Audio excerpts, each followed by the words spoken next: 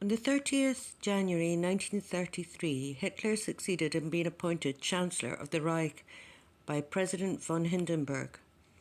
The defendants Göring, Schacht, and von Papen were active in enlisting support to bring this about. Von Papen had been appointed Reich Chancellor on the 1st June 1932. On the 14th June, he rescinded the decree of the Browning Cabinet of the 13th April 1932, which had dissolved the Nazi paramilitary organization, including the SA and the SS. This was done by agreement between Hitler and von Papen, although von Papen denies that it was agreed as early as the 28th May. As Dr. Hans Volz asserts in Dates from the History of the NSDAP, but that it was the result of an agreement was admitted in evidence by von Papen. The Reichstag elections of 31st July 1932 resulted in a great accession of strength to the NSDAP, and von Papen offered Hitler the post of Vice-Chancellor, which he refused, insisting upon chancellorship itself. In November 1932, a petition signed by leading industrialists and financiers was presented to President Hindenburg, calling upon him to entrust the chancellorship to Hitler, and in the collection of signatures to the petition, Schacht took a prominent part.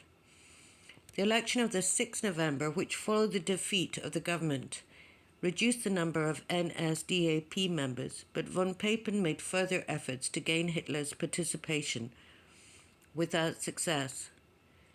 On the 12th November, Schacht wrote to Hitler, "I have no doubt that the present development of things can only lead to your becoming Chancellor.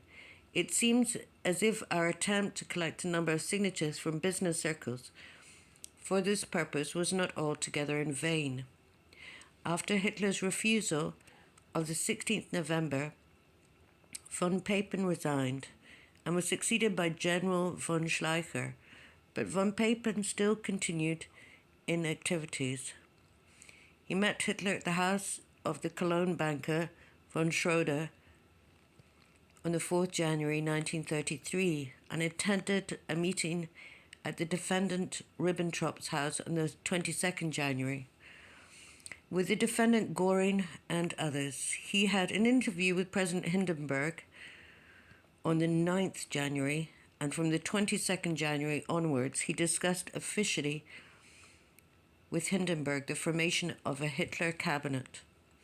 Hitler held his first cabinet meeting on the day of his appointment as Chancellor, at which the defendants Göring, Frick, Funk, von Neurath, and von Papen were present in their official capacities. On the 28th February 1933, the Reichstag building in Berlin was set on fire. This fire was used by Hitler and his cabinet as a pretext for passing, on the same day, a decree suspending the constitutional guarantees of freedom. The decree was signed by President Hindenburg and countersigned by Hitler and the defendant Frick, who then occupied the post of Reich Minister of the Interior. On the 5th March, elections were held, in which the NSDAP obtained 288 seats of the total 647. The Hitler cabinet was anxious to pass an enabling act that would give them the full legislative power, including the power to deviate from the Constitution. They were without the necessary majority in the Reichstag to be able to do this constitutionally.